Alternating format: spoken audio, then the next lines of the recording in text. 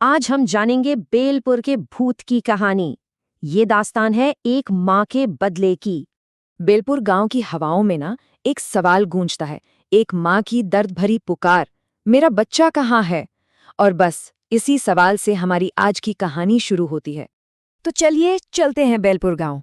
अब देखिए, दिन में तो ये गांव बिल्कुल किसी भी दूसरे गांव जैसा ही लगता है, हंसते खेलते लोग, आम सा माहौल। पर जैसे ही सूरज ढलता है ना, यहाँ सब कुछ बदल जाता है। एक अजीब सा डर, एक खौफ हवा में घुल जाता है। गांव वाले कहते हैं कि रात के अंधेरे में वो जो पुराना पीपल का पेड़ है ना, उसके नीचे एक औरत दिखती है, रोती हुई, उसकी गोद में एक बच्चा और उसके लबों पर सिर्फ एक ही सवाल। और इसी कहानी ने, इसी एक सवाल ने पूरे गांव में खौफ का माहौल बना दिया है। लेकिन सवाल ये है कि ये भूत है कौन और इसकी कहानी क्या है। इस राज से पर्दा उठाने के लिए हमें थोड़ा पीछे चलना होगा, अतीत में। चलिए जानते हैं अंजलि की कहानी, वो औरत जिसे आज ये गांव एक भूत के नाम से जानता है। अंजलि दुल्हन बनकर रघुवीर के घर आई थी। बड़े सपने थे, उम्मीदें थीं। पर जानते हैं क्या? एक हफ्ता, सिर्फ एक हफ्ते में ही उसके सारे सपने टूटकर चूर हो गए। उसे समझ आ गया कि वो इस घर की बहू नहीं, बल्कि एक गुलाम बनकर आई है। और फिर वो शुरू हुआ जो नहीं होना चाहिए था। तानों का एक ऐसा सिलसिला जो कभी खत्म ही नहीं हुआ। क्या दिया है तेरे बाप ने? 2 बर्तन और एक टूटी फूटी अलमारी। ये वो शब्द थे जो रोज उसके कानों में पिघले हुए शीशे की तरह डाले जाते थे। दहेज के ताने तो थे ही, अब उसे बच्चा न होने के लिए भी कोसा जाने लगा। शादी को इतने साल हो गए, एक औलाद तक नहीं दे पाई। ये बातें पहले कानाफूसी में होती थीं, फिर धीरे धीरे उसकी पहचान ही बन गई। और आखिर में उसे एक नाम दे दिया गया, एक ऐसी पहचान जो उसे हर पल अंदर से तोड़ती थी। ये तो बांझ है। ये शब्द सिर्फ घर की चारदीवारी में नहीं गूंजते थे, बल्कि पूरे गांव में फैल गए थे। ये स्लाइड अंजलि के 8 सालों की पीड़ा का सफर है। पहला साल दहेज के ताने, दूसरा साल आते आते बात घर से निकलकर पूरे गांव में फैल गई। लोग कानाफूसी करने लगे और 5वें साल तक तो हद ही हो गई। उसका शराबी पति रघुवीर उसे रोज पीटने लगा। जो जुल्म पहले सिर जुबान से होता था, अब वो हाथों पर उतर आया था। लेकिन जानते हैं, इतने अंधेरे के बीच भी ना एक छोटी सी उम्मीद की किरण जगी। एक ऐसा लम्हा आया जब अंजलि को लगा शायद शायद अब सब ठीक हो जाएगा। शादी के 5 साल की तकलीफों के बाद अंजलि को पता चला कि वो मां बनने वाली है। उस दिन सालों बाद उसके चेहरे पर एक सच्ची दिल से निकली मुस्कान आई थी। उसे लगा कि मां बनना उसकी किस्मत बदल देगा, उसे वो सम्मान दिलाएगा जिसकी वो हकदार थी। लेकिन उसकी ये खुशी बस कुछ पलों की थी। जब उसने ये खबर घर में दी तो जो जवाब मिला, उसने उसकी रूह तक को कंपा दिया। हमें तो बस वारिस चाहिए, इसका बोझ क्यों उठाएं हम, ये तो बस एक जरिया है। सोचिए, एक माँ के लिए ये सुनना कितना मुश्किल रहा होगा। एक तरफ थी अंजलि की उम्मीदें और दूसरी तरफ थी वो कड़वी सच्चाई। वो सोच रही थी मेरा बच्चा मुझे प्यार दिलाएगा, सम्मान दिलाएगा, पर असल में क्या हुआ? जुल्म और बढ़ गया। उसे भूखा रखा जाने लगा।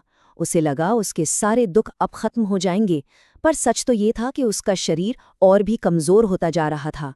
वो खुद को एक माँ के रूप में देखना चाहती थी, पर उनके लिए वो आखिर तक सिर्फ एक नौकरानी ही रही।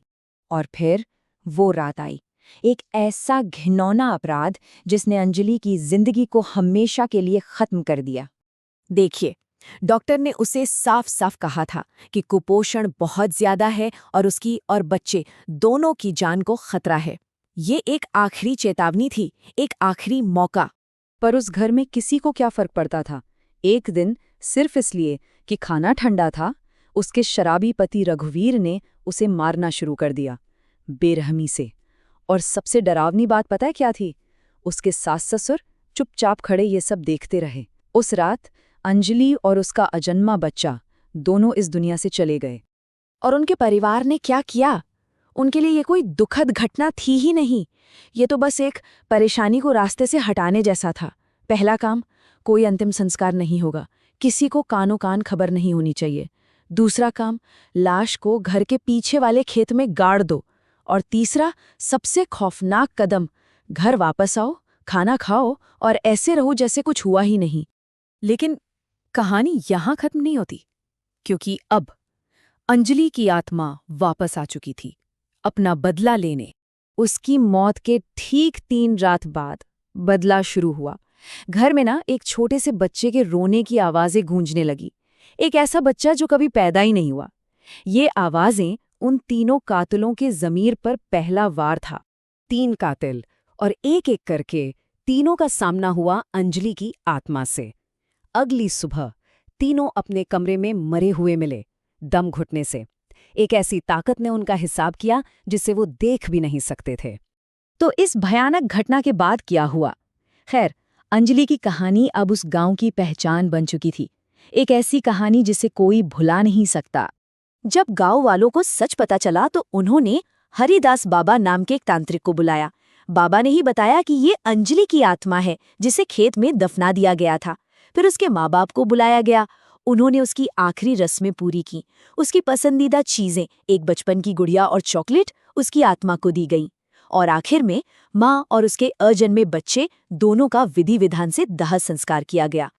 आज वो परिवार नहीं है, वो घर वीरान पड़ा है। लेकिन कहते हैं कि अंजलि की मौजूदगी आज भी उस गांव में महसूस होती है। इस पूरी घटना ने गांव पर एक ऐसा निशान छोड़ा है जो कभी नहीं मिटेगा। और ये सब हमें वापस उसी एक सवाल पर ले आता है, मेरा बच्चा कहाँ है? ये सवाल सिर्फ एक सवाल नहीं है, ये उस कभी ना खत्म होने वाले दुख की आवाज है जो इस कहानी को आज भी जिंदा रखे हुए है। और शायद इस कहानी का असली खौफ यही है, एक माँ का अधूरा प्यार और एक ऐसा न्याय जिसे पाने के लिए उसे मरना पड़ा।